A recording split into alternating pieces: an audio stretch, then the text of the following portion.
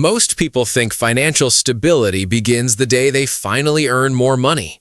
They imagine that if they could just get the raise, land the better job, grow the business, pay off a few bills, then everything would settle down.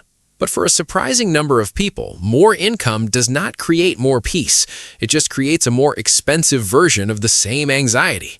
The paycheck gets bigger, the car payment gets bigger, the house payment gets bigger, the subscriptions multiply, dinners out become normal, and somehow the stress stays right where it was before. If that feels familiar, you are not bad with money, and you are definitely not alone. Today, a lot of people in the United States, Canada, the UK, Australia, and in fact many other countries are doing their best in an environment where groceries cost more, housing costs more, insurance costs more, and one unexpected expense can throw off an entire month. The real problem is that many people were taught to think about money as a math issue when it is often a behavior issue first. Financial stability is built by looking rich. It is built by feeling hard to shake. It is built when your financial life becomes calmer, simpler, and more intentional. That is where minimalist money rules come in. Not because minimalism means living a tiny life, never enjoying anything, or saying no to every pleasure. It means stripping away the financial habits that quietly create chaos and keeping the ones that actually build security, freedom, and long-term wealth. So if you've ever looked at your bank account and wondered, where is all my money going? Or if you've ever earned a decent income but still felt financially fragile, this video is for you. Because the goal is not just to make more. The goal is to keep more, stress less, and make smarter money decisions that protect your future. The first rule is to understand that financial stability is more about behavior than income. Income matters, of course. Nobody should pretend it doesn't. But behavior decides what happens after the money arrives. Two people can earn the same salary and live in completely different realities. One feels in control, saves money consistently, and has an emergency fund. The other is constantly behind, relying on credit cards and wondering why they never get ahead. The difference usually comes down to financial psychology, daily habits, and how each person responds to temptation, stress, and social pressure. The second rule is to know what minimalism really means with money. It does not mean deprivation, it means intention. It means you stop spending automatically and start spending deliberately. You can still enjoy travel, good food, a comfortable home, and meaningful experiences, but you stop buying things just because everyone else has them, because an ad told you to want them, or because you had a stressful day and needed a quick emotional reward. A minimalist lifestyle with money is really about asking one simple question before you spend. Does this improve my life in a lasting way, or is it just giving me a temporary feeling? The third rule is to watch out for lifestyle inflation, because it is one of the most invisible threats to wealth building. This is what happens when every increase in income gets matched by an increase in spending. You get a raise, and suddenly your old apartment feels too small. You start doing better in business, and now the luxury SUV starts to feel reasonable. Your bonuses come in, and instead of strengthening your financial foundation, they disappear into nicer restaurants, upgraded wardrobes, and purchases you barely remember 6 months later. The danger is not enjoying your success. The danger is assuming that every dollar earned must immediately be turned into a higher monthly cost. The fourth rule is simple, but it is the foundation of personal finance. Spend less than you earn. Not once, not occasionally, consistently. This sounds obvious, but a lot of people treat budgeting like punishment rather than protection. A sustainable budget is not a cage. It is a plan for where your money should go before random impulses decide for you. Budgeting works best when it is realistic, not extreme. If you create a budget that ignores real life, you will abandon it.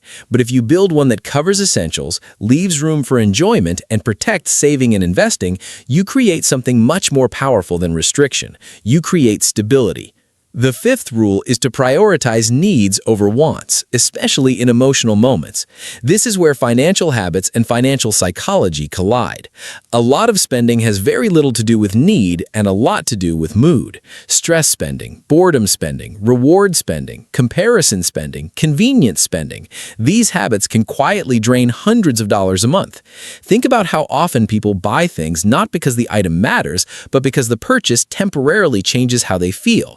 The package arrives, there's a small thrill, and then normal life returns. Financially stable people learn to pause between emotion and action. They do not let every feeling become a transaction. The sixth rule is to build an emergency fund before life forces you to. Nothing increases financial confidence faster than knowing a car repair, dental bill, job disruption, or surprise flight home will not immediately become debt. An emergency fund is not just cash, it's emotional stability. It helps you sleep better, it reduces panic, it gives you options. Even a starter fund can make a huge difference, and over time, growing it towards several months of core expenses can turn financial anxiety into breathing room. People often underestimate how powerful it feels to know that one bad week will not become one bad year. The seventh rule is to avoid high-interest debt whenever possible, because consumer debt is especially dangerous because it often feels manageable right up until it's not. A few balances carried forward become months, then years, and suddenly you're paying a large amount for purchases that no longer add value to your life. Interest turns convenience into captivity. Debt management is not just about reducing what you owe, it's about stopping the leak in the boat before trying to row faster. If you're serious about financial success, high-interest debt has to become an emergency, not a background detail. The eighth rule is to live below your means, not at the edge of them. This is one of the most common habits among financially successful people, and it often looks boring from the outside. That is exactly why it works. Living below your means gives you margin. It gives you room to save, room to invest, room to handle surprises, and room to say no to bad opportunities.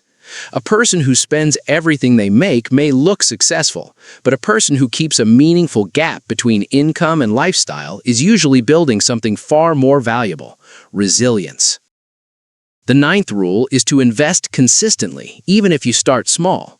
Long-term investing is how ordinary income can eventually become real wealth building. You do not need to predict the perfect time, and you do not need to chase hype. What matters is consistency, diversification, and time. For many people, that means using retirement accounts and tax-advantaged options available where they live, whether that's a 401k, IRA, RRSP, or TFSA, and regularly contributing to diversified investments that align with their goals and risk tolerance. Compound interest rewards patience more than excitement. And if you are new to investing, remember that informed decisions beat emotional ones. Learn, ask questions, and do your own research. The 10th rule is to automate good financial habits so your future does not depend on your mood. One of the smartest money management systems is the one that works even when life gets busy. Automatic transfers to savings, automatic investing, and automatic bill payments reduce friction and reduce mistakes. They also protect you from that dangerous thought, "I'll save whatever is left at the end of the month." For most people, there is rarely much left. Automation flips the process. It turns saving money and investing into the first action, not the last leftover hope. The 11th rule is to say no to social comparison, because comparison is one of the fastest ways to sabotage financial freedom. So many people are spending money to maintain an image for people who are too busy managing their own lives to care. A neighbor upgrades a kitchen. A coworker buys a luxury watch. Someone on social media posts vacation photos, a new truck, a perfect office, a soft life, and suddenly your normal life feels like failure. But appearances reveal almost nothing about financial stability. Some people look wealthy and are financially stressed. Others look ordinary and are quietly building net worth, passive income, and retirement planning that will serve them for decades. The 12th rule is to buy quality instead of quantity when it truly matters. Minimalist money habits do not always mean buying the cheapest option. Sometimes the smarter move is to buy fewer things, but buy better. A reliable winter coat, durable work shoes, solid appliances, or tools you actually use can reduce long-term costs and frustration. Cheap purchases often become expensive when they need constant replacement. The goal is not luxury for its own sake. The goal is value, usefulness, and longevity. The 13th rule is to protect yourself against financial stress before it arrives. This is where insurance, estate basics, and financial planning matter more than people want to admit. Nobody enjoys paying for protection they hope not to use, but a major medical issue, disability, accident, lawsuit, or loss can undo years of progress. Minimalist money management is not only about growing wealth, it is also about protecting what you build. Risk management may not feel exciting, but it is one of the quiet foundations of lasting stability. The 14th rule is to keep your financial goals minimalist too. One reason people feel overwhelmed with money is that they try to pursue too many priorities at once. Pay off debt faster, max out retirement, save for a house, start a side business, renovate the kitchen, take a big vacation, buy investment property, and somehow still enjoy life. That is a lot. Minimalist financial goals force clarity. What are the few goals that would change your life the most over the next 1 to 3 years? Build the emergency fund? Eliminate high-interest debt? Start investing monthly? Save a down payment? Fewer priorities often lead to more progress. The 15th rule is to choose long-term wealth over short-term consumption more often than not. This is really the heart of delayed gratification. Every dollar has a job, even if that job is entertainment. The question is whether too many of your dollars are being sent to serve the present version of you while ignoring the future version of you. Financial freedom grows when you regularly choose assets over appearances, stability over spontaneity, and options over impulse. That does not mean never having fun. It means making sure today's pleasures are not stealing tomorrow's peace. The 16th rule is to respect the small daily habits that build wealth quietly. Most financial progress does not look dramatic. It looks repetitive. Packing lunch a few times a week, reviewing subscriptions, waiting 24 hours before making non-essential purchases, increasing retirement contributions by 1% after a raise, paying the full credit card balance each month, checking your accounts instead of avoiding them, talking honestly with your spouse or partner about money. These habits do not feel viral, they feel ordinary, but that's exactly why they work. Wealth building is often the result of boring consistency, not rare brilliance. The 17th rule is to recognize the common money mistakes that keep people financially unstable. Ignoring small recurring expenses, financing depreciating items for too long, treating bonuses like free money, having no plan for irregular expenses like holidays, car maintenance, or property taxes, confusing a high income with strong money management, waiting to learn about retirement planning because it feels complicated, believing passive income will rescue poor financial habits, hoping debt will somehow become easier later, and maybe most common of all, avoiding money conversations because they trigger stress. Avoidance feels comforting in the moment, but it makes problems grow in the dark. Now, the 18th and final rule is to turn all of this into an action plan, because information only changes your life when it becomes behavior. Start by calculating what it truly costs to run your life each month. Then identify where your money is leaking through impulse spending, subscriptions, convenience, or image-based purchases. Build or strengthen your emergency fund. Make a focused plan for debt management if you have high interest balances. Set up one automatic transfer to savings and one to investing, even if the amount is modest. Review your insurance and financial protections. Choose 1 or 2 meaningful financial goals instead of 10. And most importantly, create a version of personal finance that feels sustainable enough to continue. Because that is the truth most people miss. Financial stability is not built through one perfect month. It is built through repeatable behavior. It is built when your spending reflects your values, when your money management reduces stress instead of creating it, and when your financial habits begin to serve your future rather than sabotage it. You do not need to be extreme. You do not need to impress anyone. You do not need a glamorous financial life. You need a stable one. And once you have stability, something amazing happens. You make decisions from clarity instead of panic. You think in the long term. You become harder to manipulate with marketing, trends, and social pressure.